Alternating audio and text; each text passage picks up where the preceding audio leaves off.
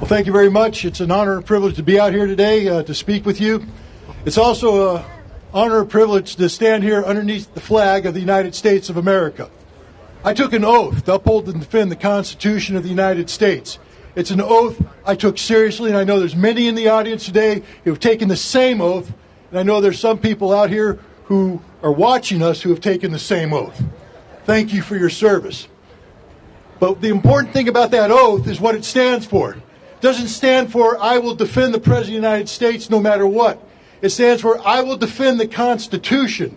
I will uphold and defend the Constitution, and the First Amendment of that Constitution is freedom of speech.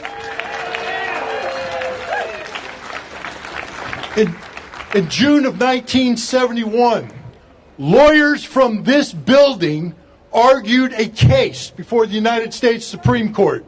That case was the United States versus the New York Times. The Supreme Court came back with a 6-3 opinion in favor of free speech. What they said at the time is that the First Amendment doesn't allow the government to suppress the press, but the press to suppress the government.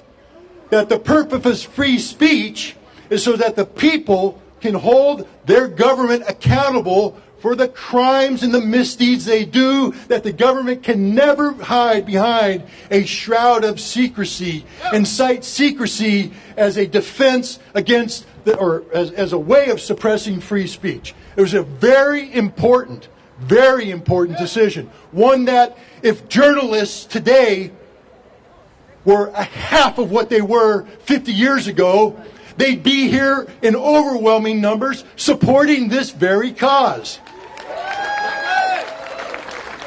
1 month after the Supreme Court passed or voted 6-3 for this opinion, a child was born. His name was Julian Assange. 1971. Here we are today talking about free speech, and we're talking about Julian Assange in the same breath. Because, ladies and gentlemen, he is the face of free speech. He is that which defines the struggle we should all be united in.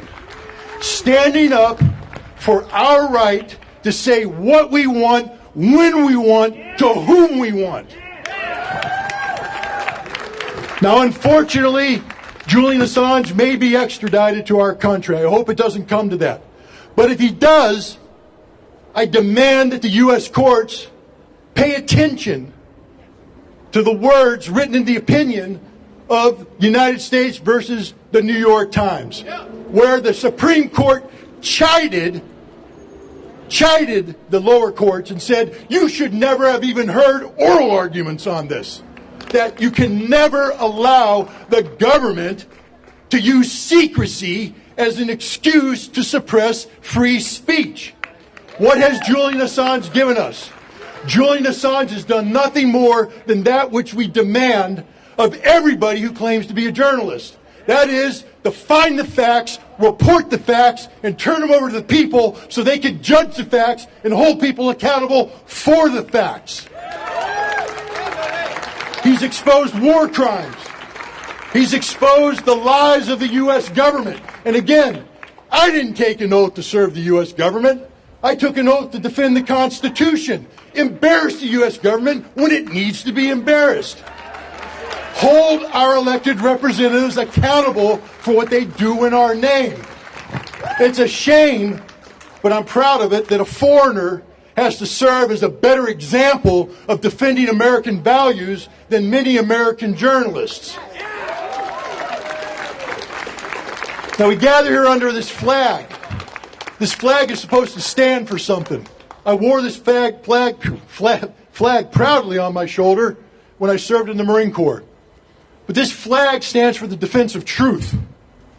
And I'm telling you right now, Department of Justice, if you dare hold Julian accountable for a violation of the law that did not occur, then take this flag down and hoist the Jolly Roger, because piracy of American democracy has taken place. Thank you very much. Thank you for coming out. Let's give it up for Scott Ritter, everybody.